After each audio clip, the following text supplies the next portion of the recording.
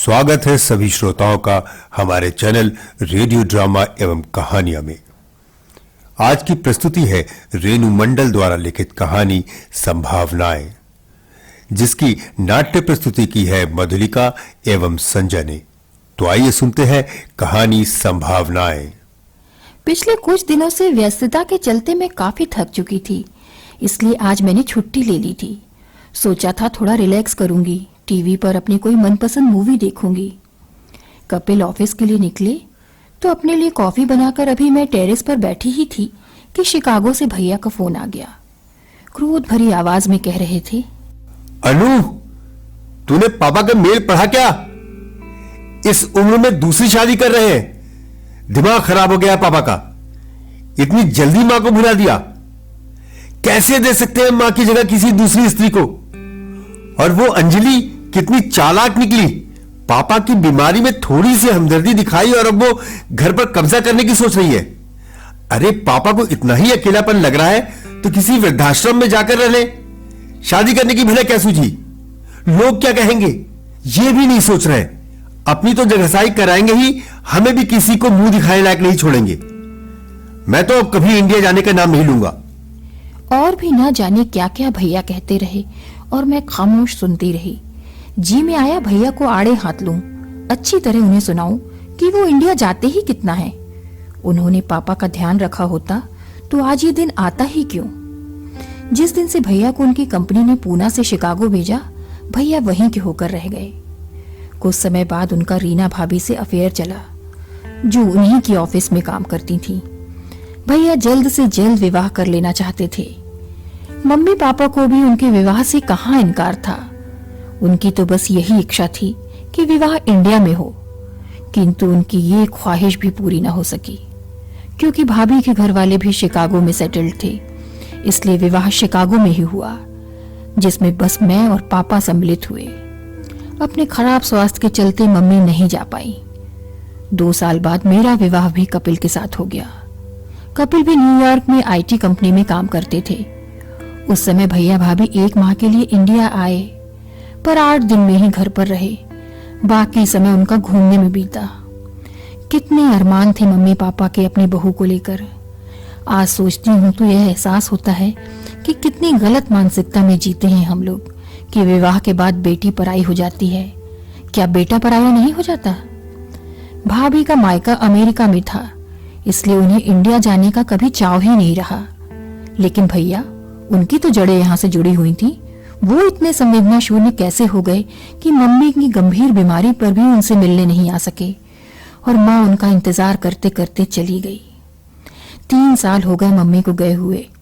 उनके चले जाने की पीड़ा पापा की जिंदगी को खोखला बना रही है। एक निस्तब्ध स्याह रात पसर आई थी उनके जीवन में, जिसकी सुबह होने की कोई आशा नहीं थी। पिछले वर्ष 2 माह रहकर आई थी मैं पापा के पास। उन्हीं दिनों पड़ोस में नई नई रहने आई थी अंजलि जी, बहुत ही सौम्य और सरल। पापा के साथ मॉर्निंग वॉक करते हुए अक्सर उनसे मुलाकात हो जाती। अंजलि जी अकेली रहती थी। पति की मृत्यु हो चुकी थी। इकलौता बेटा लंदन जा बसा था। सबके एक जैसे दुख दर्द और एहसास। 2-4 बार उनके साथ चाय भी पी थी। मेरे वापस न्यूयॉर्क आने से 3 दिन पहले पापा को वायरल बुखार ने आ घेरा था। मैं बहुत चिंतित थी, पापा को अकेला छोड़कर कैसे जाऊं। उस समय अंजलि जी ने मुझे पापा की देखभाल करने का आश्वासन देकर इस परेशानी से उबार लिया था। धीरे धीरे पापा की उनसे अच्छी मित्रता हो गई थी। मैं भी निश्चिंत थी, कोई तो सुख दुख में पापा को पूछने वाला था। किंतु अब शादी करने का फैसला मुझे भी इस दुविधा में डाल रहा था। कपिल को कैसे बताऊंगी? दिन भर यही सोचकर परेशान होती रही। शाम को कपिल के आने पर उनके साथ चाय पीते हुए अपनी परेशानी शेयर की तो वो बोले, अरे ये तो गुड न्यूज है, इसमें परेशान होने की क्या बात है? मैं अचंभित हो उठी। ये क्या कह रहे हैं कपिल? कहीं मुझ पर व्यंग तो नहीं कर रहे? क्या है उनके मन में? यही जानने के लिए बोली, ये बात तुम सिर्फ दिखावे के तौर पर कह रहे हो, मन ही मन पापा पर हंस रहे होगे। ओह अनु, इतने वर्षों में क्या इतना ही जान पाई मुझे? मैं संवेदनहीन नहीं कि पापा के अकेलेपन को ना समझ सकूं। अच्छा मेरी छोड़ो, अपनी कहो, तुम पापा के इस फैसले से खुश क्यों नहीं हो? तुम्हारी प्रतिक्रिया को लेकर शंकित थी मैं। साथ ही भैया की तरह मुझे भी लग रहा था कि लोग क्या कहेंगे, इस उम्र में शादी। कपिल धीरे से मुस्कुराए।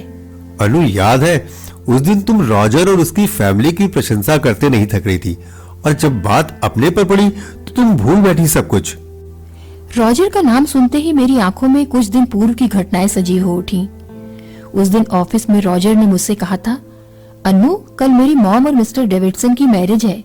इस उपलक्ष्य में शाम को पार्टी दे रहा हूँ, तुम और कपिल को आना ही है। मॉम की मैरिज? मैंने कुछ आश्चर्य से कहा। रॉजर बताने लगा, अनु, मेरी मॉम और डैड का कुछ वर्ष पूर्व डिवोर्स हो गया था। डैड को शराब पीने की लत थी, जिस कारण दोनों के बीच आए दिन झगड़े होते थे। इन झगड़ों की परिणति तलाक के रूप में हुई। डैड घर छोड़कर चले गए। अनु, मॉम ने मुझे पालने के लिए बहुत संघर्ष किए। वो चाहती तो उस समय पुनर्विवाह कर सकती थी, किंतु मेरी वजह से नहीं किया। अब जबकि मैं सेटल्ड हूं, चाहता हूं कि मॉम खुश रहे। एंजॉय करने के लिए भी तो एक साथी की, हम सफर की आवश्यकता होती है ना। इसलिए मैं मॉम की शादी मिस्टर डेविडसन से करवा रहा हूं। मिस्टर डेविडसन बहुत अच्छे इंसान हैं, अकेले हैं, दोनों को ही एक दूसरे की जरूरत है। जिंदगी इतनी बड़ी नहीं होती अनु कि उम्मीद की संभावनाओं को अनदेखा कर दिया जाए। खासी प्रभावित हुई थी मैं उसकी बातों से। रॉजर मेरे साथ ही मेरी कंपनी में काम करता है और मेरे और कपिल दोनों का दोस्त है, इसलिए हमें पार्टी में पहुंचना ही था।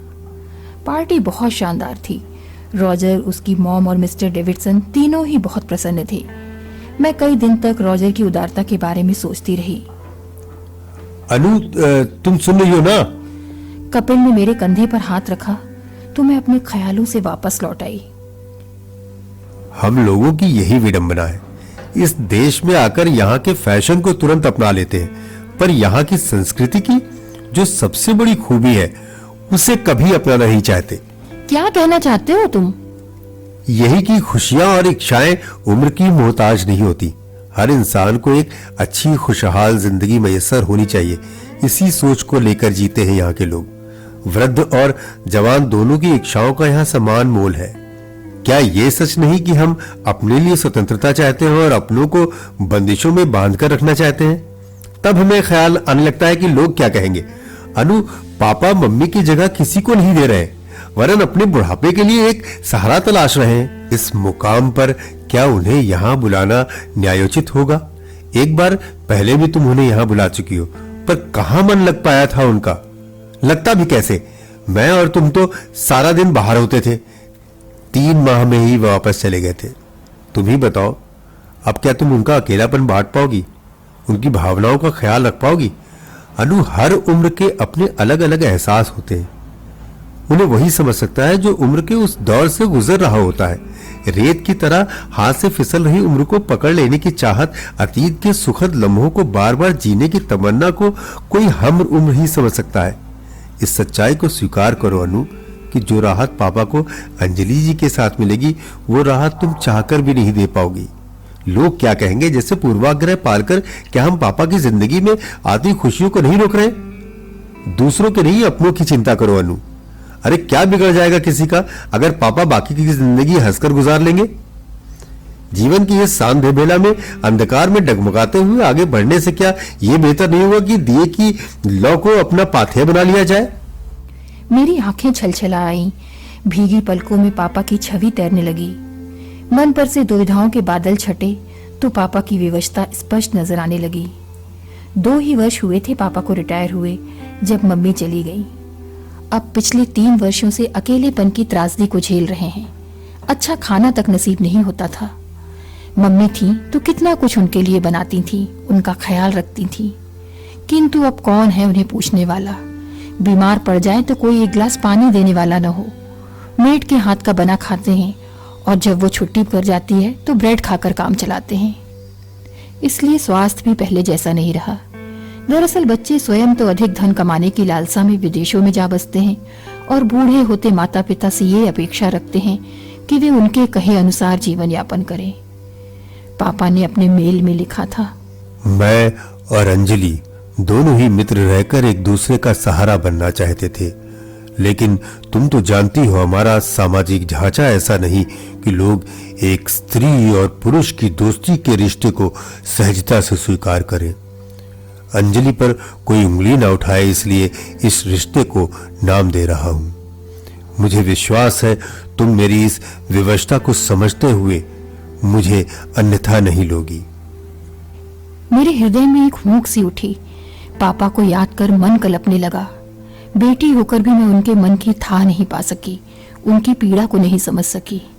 कहते हैं ना, जिस तन लागे सो तन जाने। इतनी दूर बैठकर हम पापा की स्थिति का आकलन कैसे कर सकते हैं? कितनी ही रातें जाग कर गुजारी होंगी पापा ने, मन में कितनी कश्मकश रही होगी, तब कहीं जाकर इस निष्कर्ष पर पहुंचे होंगे। रोजर ने ठीक ही कहा था, जिंदगी इतनी बड़ी नहीं होती अन्नू कि उम्मीद की संभावनाओं को अनदेखा कर दिया जाए। मैंने आंसू पोंछ डाले और कपिल का हाथ थामकर कहा, थैंक यू कपिल, तुमने जीवन के इस कठिन मोड़ पर मुझे सही राह दिखाई, मेरी सोच को सकारात्मक दिशा दी।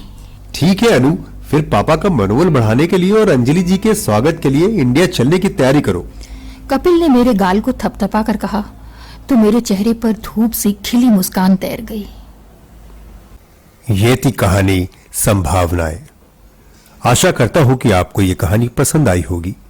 यदि पसंद आई हो तो आप हमारे चैनल को सब्सक्राइब अवश्य करें और शेयर करें ताकि ये कहानियां जन जन तक पहुंच सके। धन्यवाद।